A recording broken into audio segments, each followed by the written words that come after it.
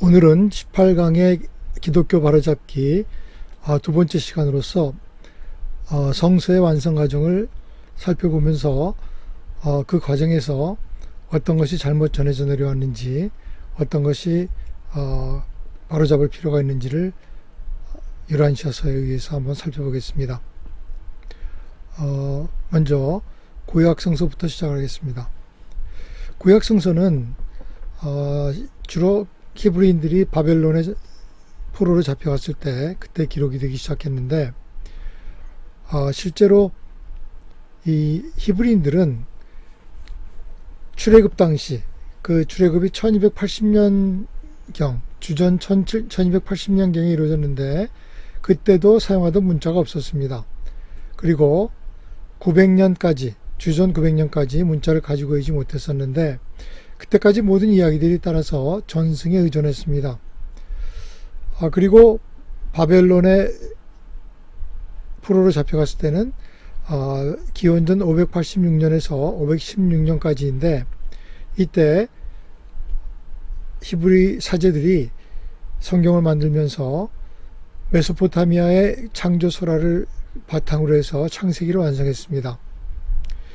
그들은 자신들의 그 유배 생활을 견디면서 그 고통을 덜기 위해서, 그리고 자기 민족의 자존심을 지키기 위해서, 그 자기 민족의 위대함을 드러내기 위해서 많은 이야기를 만들어냈습니다. 모세의 출애굽 이후 거의 700년 이상이 지난 뒤에 이때 모세오경이 기록됐는데, 모세는 그의 초이 가르침에서 아담 이전의 이야기는 거의 하지 않으려고 생각을 했습니다. 그래서 아담으로부터 이야기가 시작되는데, 창세기 1장에 아담 이야기가 시작되죠. 그래서 그 모세가 이 히브리인들이 최고의 스승이었기 때문에 아담의 인류의 시조가 되었습니다. 그리고 야훼가 창조주고 아담이 만들어졌을 때 세상이 만들어져야 되기 때문에 그 이전에 6일 동안 세상이 만들어졌습니다. 창세기는 이렇게 모세가 죽은 지 거의 800년 이상 지난 후에 기록이 되었고, 이것은 실제로 모세가 쓴 것이 아니고 뒤에 후세 히브리 사제들이 쓴 것인데, 모세가 직접 쓴 것으로 그렇게 위조가 되었다고 할 수 있죠. 창세기가 쓰여질 당시에도 실제로 아담 이외에 많은 다른 문명과 민족들이 있었는데, 이 히브리 사제들이 성경을 쓰면서 이런 모든 기억들을 지웠는데, 그런 기록들을 지우는 것을 잊어버리고 실수로 까먹고 잊어버려서 나온 것이 바로 카인이 아벨을 죽이고 에덴 동산을 떠나서 노세 땅으로 가서 거기서 아내를 취해서 살게 됐다는 얘기가 나오는데, 그때 놋 민족이라는 그런 민족이 이미 존재해서 에덴 동산 밖에서 많은 수를 이루고 살았다는 것을 반증하고 있습니다. 그래서 이것은 실수로 사제들이 삭제하지 못한 그런 얘기가 되겠습니다. 구약의 문서들은 실제로 히브리인들이 그때 기록을 할 때 이것이 무슨 신성한 계시라고 그렇게 생각하지 않았으며, 이 사람들은 후세 사람들이 이것을 그냥 신화 정도로 여길 것으로 그렇게 생각했습니다. 이 모세의 저작으로 유조가 된 이 문서들은 나중에 에집트 왕 프톨레미우스의 주목을 받았고, 그가 70명의 학자들로 하여금 자신이 알렉산드리아 도서관에 비치하기 위해서 히브리어로부터 그리스어로 번역이 되어서 70인역의 그리스 구약 성경이 나오게 되는 것입니다. 히브리인들의 경험 기록을 이들은 세속적인 역사와 성스러운 역사의 기록으로 나누어서 이렇게 갈라놓는 습관이 있었는데, 이런 습관이 후대 사람들에게 많은 그런 혼란을 일으켰습니다. 왜냐하면 이때 히브리인들은 자기들의 그 역사를 전부 다 성스러운 어떤 신의 그 선택을 받은 민족의 역사로 생각을 했기 때문에 세속적인 역사가 존재하지 않았고, 하지만 실제로는 세속적인 역사의 기록들이 많이 있었는데 그 기록과 자신들이 쓴 신의 어떤 선택을 받은 민족의 성스러운 그 역사의 기록과 서로 모순되는 그런 상황이 많이 발생을 했던 것입니다. 이들은 그때까지 그때까지 남아있던 세속적인 모든 역사들, 예를 들어서 이스라엘 왕들의 무슨 행적과 유다 왕들의 어떤 업적 같은 이런 책들을 다 찾아내서 다 파괴해버렸습니다.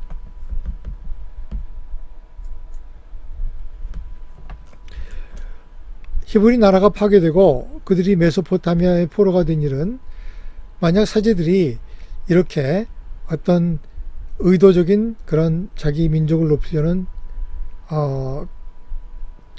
그런 시도가 없었다면 그들이 신학을 발전시키는데 큰 발전 시기가 될 수도 있었을 텐데 이들이 바빌로니아 제국의 그 침략에 맞서 무너져서 모두가 포로로 잡혀나가고 또 이때 나타난 많은 그런 선지자들이 야훼를 민족의 신에서 세계의 모든 민족을 위한 그런 신으로 새로 공표함에 따라서 이 사제들이 어떤 자기들의 자존심에 그 상처를 입고 이들은 유대 민족을 다시 하나님의 선택된 백성으로 다시 설립하기 위해서 그 많은 전설들을 만들어냈고 그런 세속적인 역사들은 다 지워버리려고 시도를 했던 것입니다. 예를 들어서 성스러운 역사와 세속적인 역사의 차이점은 구약 성경에 나오는 다윗이 왕이 되는 과정에 대한 두 가지 다른 이야기에도 잘 나타나 있습니다.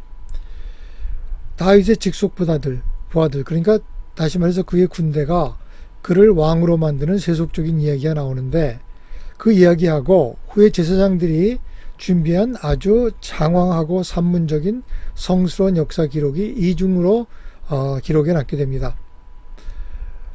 이 성스러운 역사 기록에는 예언자 사무엘이 신의 지시에 따라서 사울을 그의 형제들 가운데 선택하고 아주 엄숙한 의식으로 아주 정교한 식순을 따라서 히브리인들이 왕으로 기름을 부은 후에 사울의 후계자로 선포한다는 그런 내용이 포함되어 있습니다.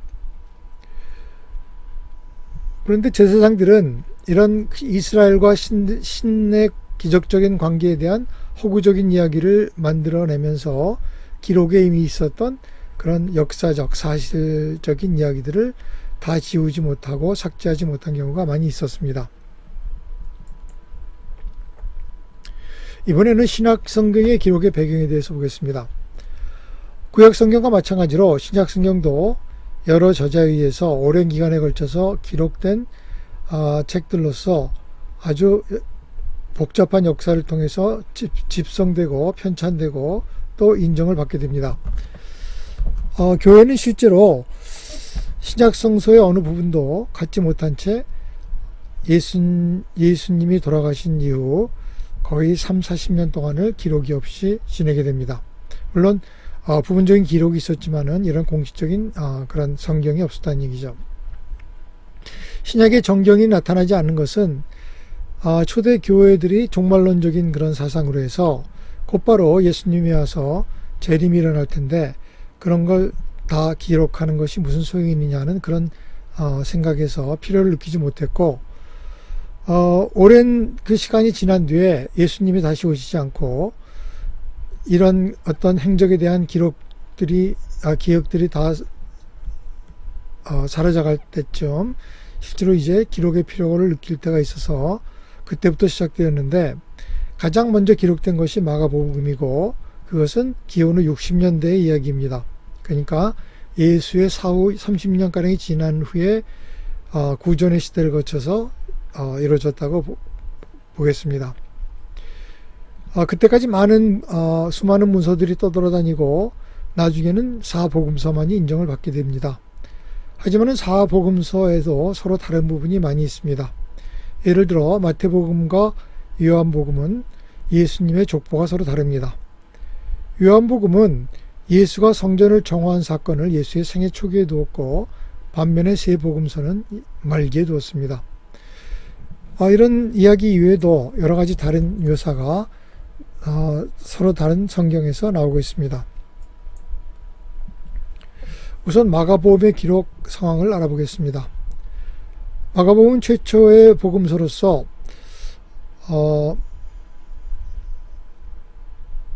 아주 다른 복음서에 비해서 가장 짧고 단순하게 그렇게 기록이 되어 있었습니다. 마가는 주를 한 사람의 섬기는 자, 사람들과 함께 거했던 그런 한 사람으로 소개했습니다. 마가는 십자가 사건 당시 한 소년이었고 많은 사건들을 직접 목격했습니다. 마가의 복음서는 예수가 실제로 어떤 기록도 남기기를 완고하게 거절했기 때문에 굉장히 쓰기를 주저했지만은 로마의 기독교인들이 어떤 기록이 필요하다고 느껴서 간절히 부탁해서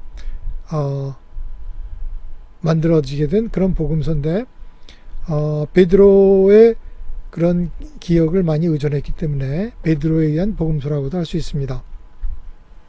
마가는 처음에는 베드로와 그리고 나중에는 바울과 함께 활동을 했습니다. 마가는 베드로가 기원 후 67년에 십자가에 달리기 전까지 베드로와 함께 일했고 베드로의 부탁에 의해서 그리고 로마에 있는 교도들의 간곡한 청에 의해서 이것을 기록했습니다. 베드로가 기원 후 67년에 죽기 전까지 여러 가지 간단한 기록들을 많이 준비했었는데 그런 베드로의 기록들을 베드로한테서 받고 또 베드로가 이렇게 승인한 전체적인 윤곽을 따라서 베드로가 죽은 직후부터 이 복음을 쓰기 시작했습니다. 그리고 이 복음은 기원 후 68년 말경에 완성이 되었습니다. 마가는 자신의 기억과 베드로의 그런 도움을 받아서 이 복음서를 완성했습니다. 이 기록은 그 후에도 상당히 많이 변경되었는데 수많은 구절이 삭제되고 실제로는 후에 전체 5분의 1 정도의 문서가 사라져서 나중에 그 5분의 1 정도가 다시 후대 사람들에 의해서 써져서 끼워 맞춰지게 됩니다.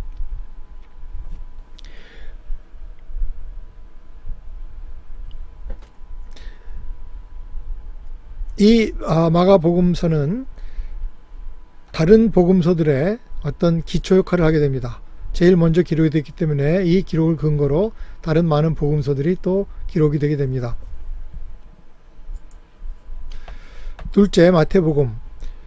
소위 마태에 의한 복음서라고 불리우는 이 복음서는 유대인 그리스도인들을 위해서 쓰여진 글인데 이들을 교화시키기 위해서 쓰여진 주의 일생에 관한 기록입니다.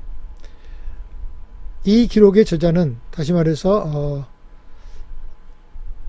이 기록의 저자는 사실 마태가 아니고 이 마태복음은 마태의 제자들 중에 하나인 이사도르라는 사람이 이것을 기록했는데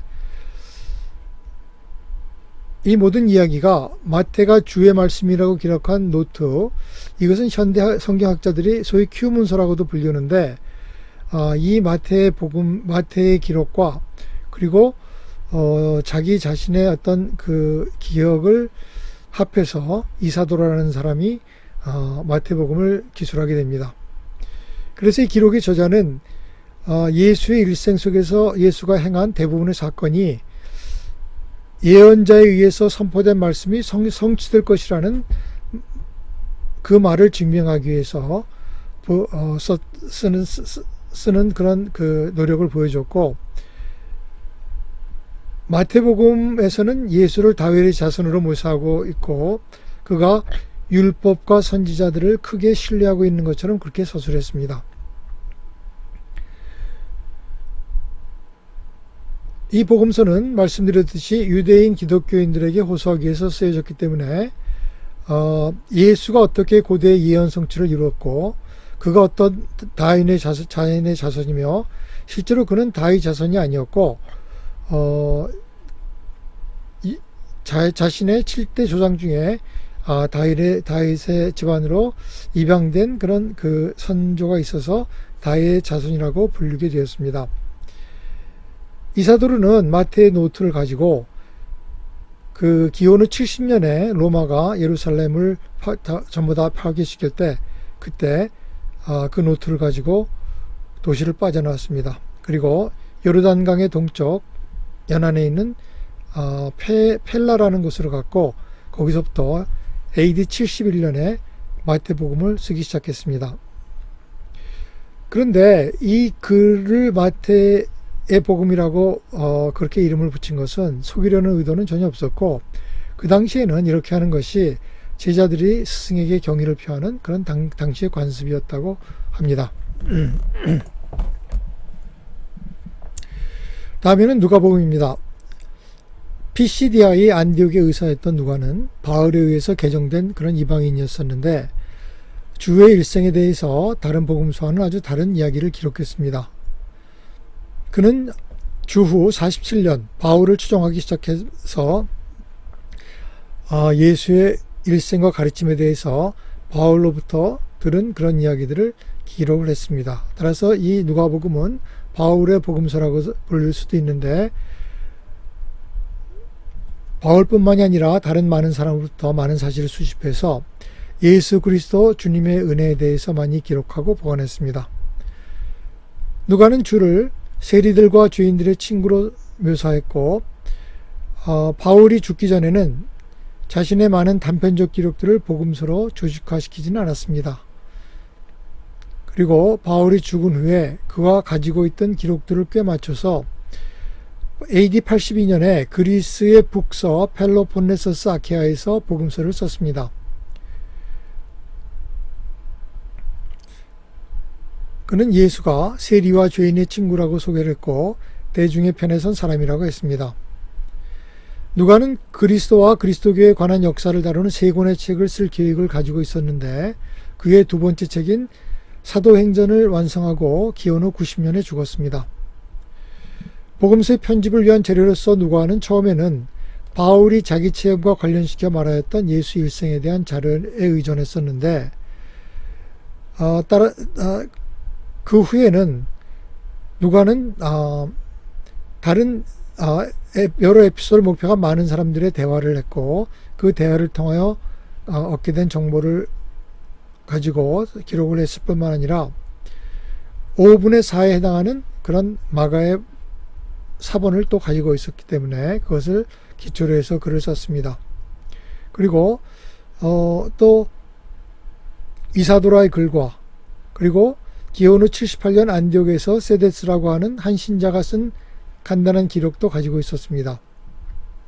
그리고 사도 안드레의 것으로 여겨지는 종합적이고 많이 편집된 기록들의 사본도 또 가지고 있었습니다.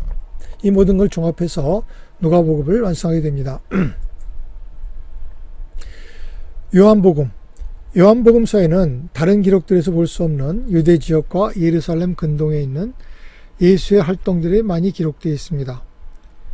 이것은 세베대의 아들 요한에 의한 복음서라고 불렸으며 비록 요한이 직접 복음서를 쓰지는 않았지만 그의 영향에 의해 이루어진 것은 사실입니다. 이 복음서가 첫째로 쓰인 이후 요한이 자신이 직접 쓴 것처럼 보이기 위해 수차례에 걸쳐 편집이 되었습니다. 이 기록이 작성될 때 요한은 다른 복음서를 갖고 있었는데 이 다른 복음서에 많은 내용들이 생략되고 또 잘못 기록된 것을 발견하고 101년에 케사리아에서 온 그리스 유대인인 자기 친구 나단을 설득해서 이것들을 기록하게 만들었습니다. 요한은 자기가 기억하고 있던 모든 재료들을 그에게 제공을 했고 이미 쓰여진 3권의 기록도 참고하게 했습니다. 요한이 직접 쓴 기록은 없습니다. 요한 1서라고 알려진 서신서는 그가 직접 쓴 것인데 그것은 그의 지시에 따라 나단이 기록한 그런 요한복음서의 서원에 해당하는 편지였습니다.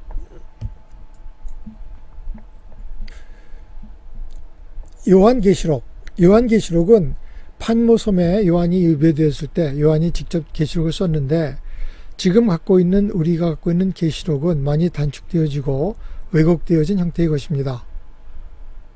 이 계시록은 엄청난 계시에 잔존하는 단편들을 포함하고 있었는데 요한이 이것을 기록한 후에 많은 부분들이 실종되었고 어떤 부분들은 고의로 제거되기도 했습니다. 따라서 그것은 단지 단편적이고 다른 것이 섞여진 상태에서 보존되어 왔습니다.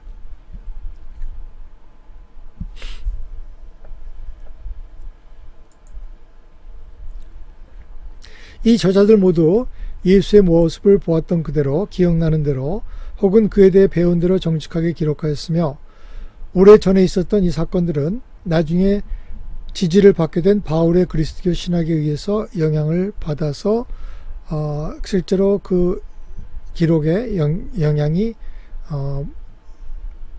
기록되게 됩니다.